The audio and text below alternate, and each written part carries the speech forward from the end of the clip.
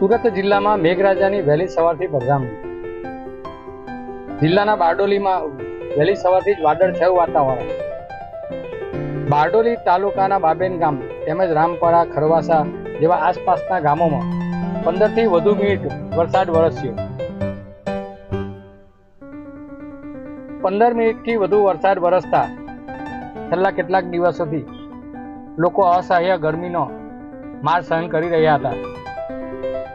વરસાદ વરસતા વાતાવરણમાં ઠંડક પ્રસરી હતી,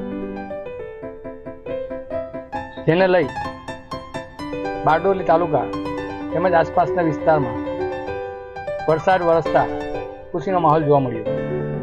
છેલ્લા કેટલાક દિવસથી થઈ રહ્યો હતો અસહ્ય બફારો, જેને લઈ બારડોલી તાલુકાના બાબેન તેમજ રામપરા, ખરવાસામાં 15 મિનિટ વરસાદ વરસતા વાતાવરણમાં અચાનક પલટો આવ્યો હતો અને વાતાવરણમાં ઠંડક પ્રસરી હતી।